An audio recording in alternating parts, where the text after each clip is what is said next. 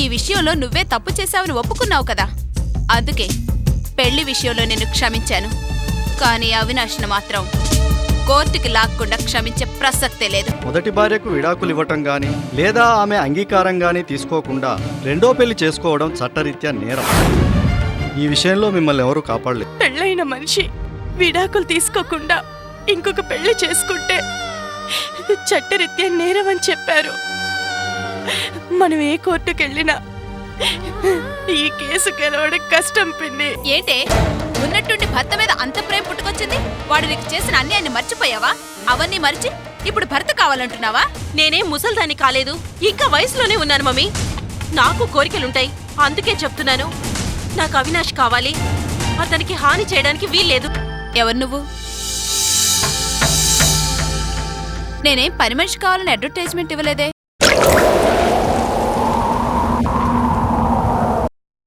నేను భార్గవి వాళ్ళ బాబాయ్ రాజేంద్ర గారి భార్యని.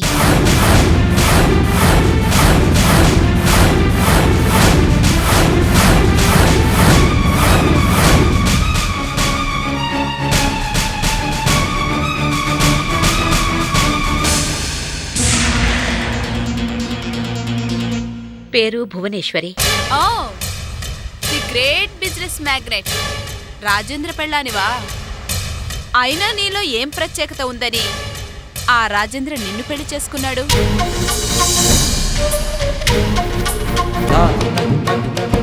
నాకైతే ఏం కనిపించటం లేదే. పెళ్లి చేసుకోవడానికి చూడాల్సింది కళ్ళతోటి కాదు, మనసుతోటి. అచ్చా, ఆ రాజేంద్ర నీ మీద మనసు పడి పెళ్లి చేసుకున్నాడన్నమాట.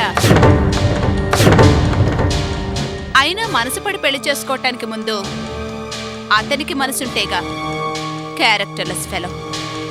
అటువంటి క్యారెక్టర్ లేని మగాడితో ఎలా కాపురం చేయగలుగుతున్నావు? మీరెవరి గురించి మాట్లాడుతున్నారు? అసలు ఆయన గురించి మీకేం తెలుసు? ఆయన శ్రీరామచంద్రుడు. ఓ, శ్రీరామచంద్రుడు. మీ వారి మీద నీకు చాలా నమ్మకం ఉందే. భార్యాభర్తల మధ్య ఉండాల్సింది నమ్మకం. నమ్మకం లేని ఏ కాపురం నిలబడదన్న విషయం గుర్తుంచుకో. ఆనాడు శ్రీరామచంద్రుడు సీతమ్మవారిని అడవులకు పంపాడు గాని సీతమ్మవారు ఏనాడూ శ్రీరాముణ్ణి అనుమానించలేదు. అందుకే జీవితాంతం అడవుల పాలయ్యింది. నీలాంటి వాళ్లు ఉండబట్టే ఈ మగవాళ్లు ఆడింది ఆట, పాడింది పాటగా సాగుతుంది. భర్తను జయించాల్సింది ప్రేమానురాగాలతో గాని ద్వేషం అహంకారంతో కాదు. ఏ, నాకు నీతులు చెప్పటానికొచ్చావా? ఆస్తులు అమ్ముకొని రోడ్డు మీద పడ్డ మీ ఆయన్ని ముందు మీ జీవితాలను బాగు చేయమని చెప్పు. మేం ఆస్తులకి దూరం అయ్యావే కాని అనురాగాలకి కాదు. మా జీవితాలకి కలిసి హాయిగా బతుకుతున్నావు. కాని నువ్వు ఆస్తుల్ని చూసుకుని సంబరపడిపోతున్నావు. అవే సర్వస్వం అనుకుని భ్రాంతిలో బతుకుతున్నావు. ద్వేషంతో ప్రేమానురాగాలకు దూరమై చివరకు నీ భర్తను కూడా నువ్వు దూరం చేసుకున్నావు. ఏయ్ నోర్మై, నా గురించి నీకేం తెలుసు? అసలు రాజేంద్ర ఎవరో తెలుసా?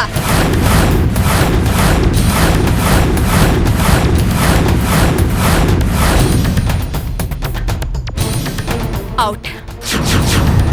ముందు నా కళ్ళ ముందు నుంచి అవతలికి పో. పో, గెట్ అవుట్.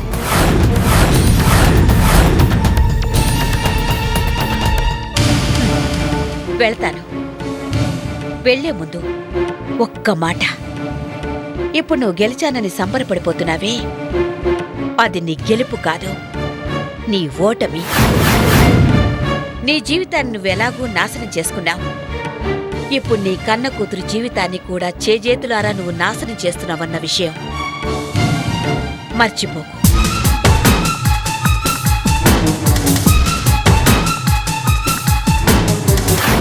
రాజేంద్ర, ఒక ఆడదాన్ని ఉసురు పోసుకున్నా ఇంకో ఆడదాన్ని అభిమానాన్ని సంపాదించగలిగావు.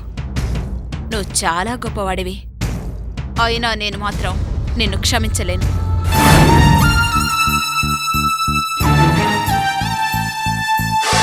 ఏమండి, నాకెందుకు భయంగా ఉందండి. మీకేదైనా ఆపద జరుగుతుందేమోనని నా మనసు కీడు శంకిస్తోంది.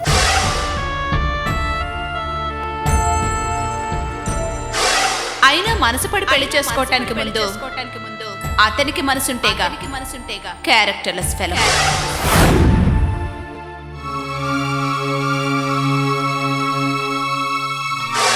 ఏమండి, మీరు నాకు దూరం అవ్వరు కదా.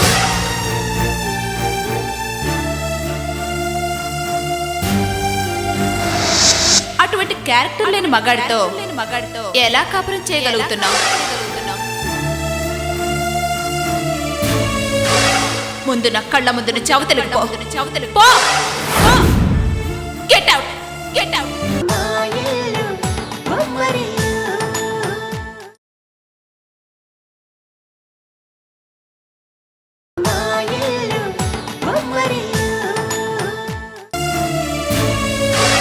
ముందు నా కళ్ళ ముందు చవతలు పో. Get out, get out.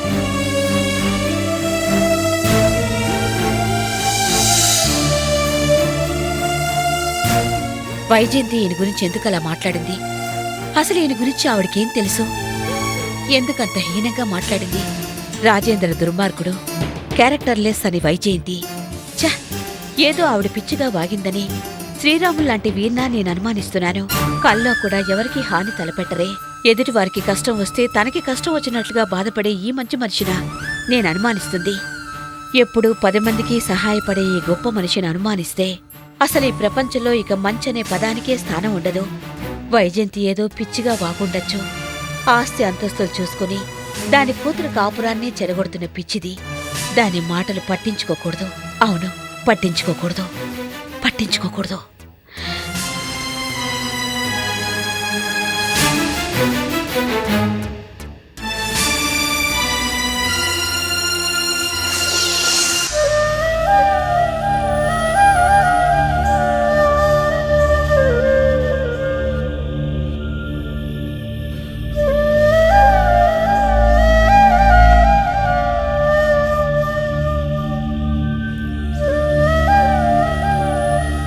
ఎక్కడికి వెళ్ళొచ్చావు?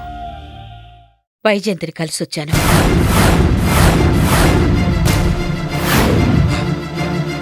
వైజయంత? అక్కడికి ఎందుకు వెళ్ళావు? ఒక ఆడదానితో ఇంకో ఆడదాని సమస్య గురించి మాట్లాడడానికి వెళ్ళాను. సమస్య? ఏ సమస్య? చెప్పు భువన, వైజయంతి ఏం చెప్పింది? అంతా చెప్పింది. భరించలేని విషయాలు ఎన్నో చెప్పింది.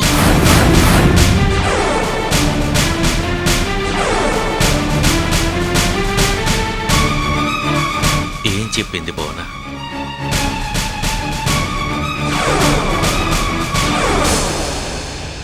ఎవరి గురించి? మీ గురించి.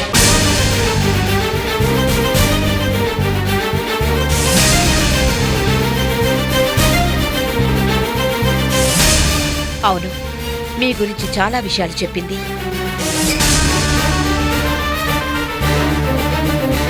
నా గురించా? అవునండి, మీకు క్యారెక్టర్ లేదట. మిమ్మల్ని చేసుకున్న నేను ఎందుకు పనికిరాందన్నట. ఇంకా ఎన్నో విషయాలు చెప్పింది. ఇంకా ఏం చెప్పింది? తన కూతురికి మీరు అన్యాయం చేశారట. అందుకే అన్యాయం చేసిన వాళ్ళెవ్వరిని వదిలిపెట్టదట. ఏమేవో పిచ్చి పిచ్చిగా మాట్లాడింది. భార్గవి జీవితాన్ని కాపాడాలని వెళ్ళాను. కానీ ఆమె మాటలు విన్న తర్వాత ఏమీ మాట్లాడకుండానే వచ్చేశాను. పోనీలే భువన, నువ్వేమీ బాధపడకు. ఎలా రాసి పెట్టుంటే అలా జరుగుతుంది.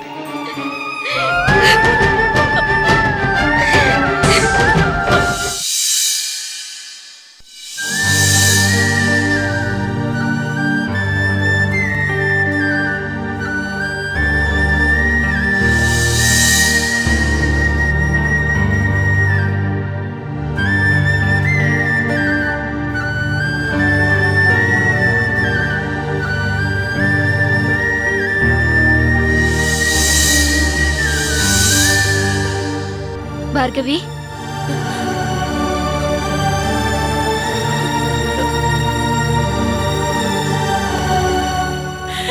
ప్రియా,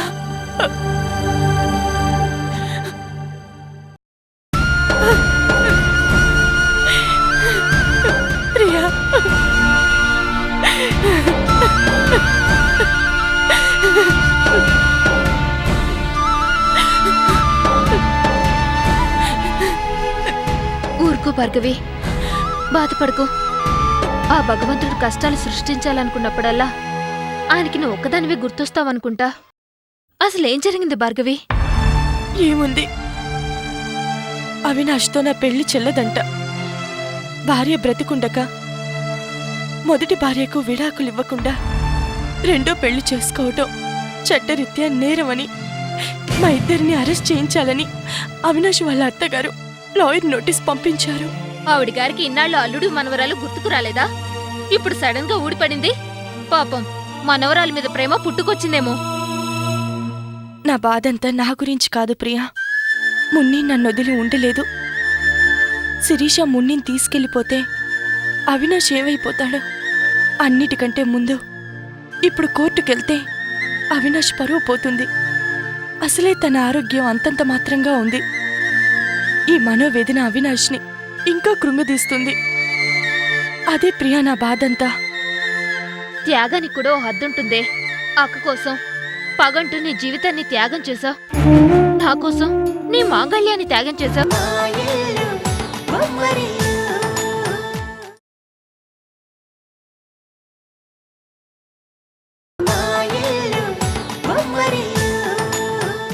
త్యాగానికి కూడా ఓ హద్దుంటుందే. అక్క కోసం పగంటూ నీ జీవితాన్ని త్యాగం చేశావు. నా కోసం నీ మాంగళ్యాన్ని త్యాగం చేశావు. కృతజ్ఞత పేరుతో నీ కన్నబిడ్డని త్యాగం చేశావు.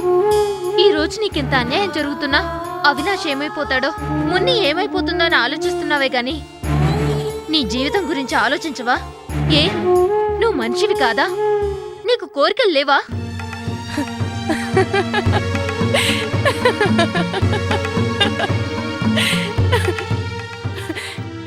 కోరికలు? ఈ జీవితానికి ఇంకేమి కోరికలు మిగిలిన్నాయి? మిగిలిన ఈ జీవితాన్ని మున్ని కోసం ఎన్నో ఆశలతో ఎదురు చూస్తున్నా కంపెనీ కార్మికుల కోసం బ్రతుకుతున్నాను. కానీ ఆ దేవుడు ఇక్కడ కూడా నాకు పరీక్షలు పెడుతున్నాడు. అయినా నాకు పరీక్షలు పెట్టి పెట్టి ఆ భగవంతుడు అలసిపోతాడేమో కానీ నాకు అలసట రాదు. సహనానికి కూడా ఓ హద్దుంటుంది భార్గవి. చాలు, ఇకనైనా నీ త్యాగాలకి పులి స్టాప్ పెట్టు. నీ జీవితం గురించి ఆలోచించు. నా మాట విను భార్గవి. ఆలోచించాను ప్రియా. నా జీవితం గురించి బాగా ఆలోచించాను. అందుకే అవినాష్ని పెళ్లి చేసుకున్నాను. అవినాష్ ఆశయాలను నిజం చేసి మున్నికి తల్లిగా నిలబడటమే నా ధ్యేయం.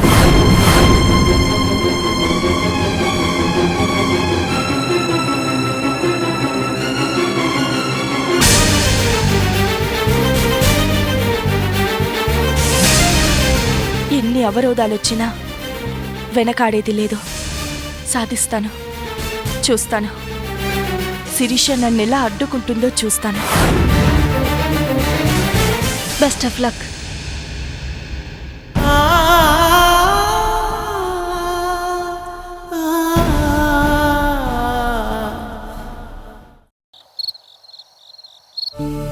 ఓకే, నేను పబ్లో కలుస్తాను. బాయ్.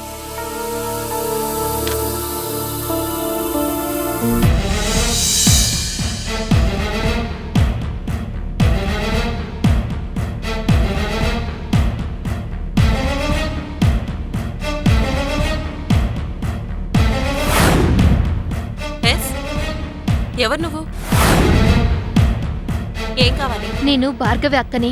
నా పేరు ప్రియా. ఓ, ఆ బజార్దాని అక్కవా? శిరీష గారు, మీరు మా చెల్లిని అపార్థం చేసుకున్నారు. లేదు, బాగా అర్థం చేసుకున్నాను.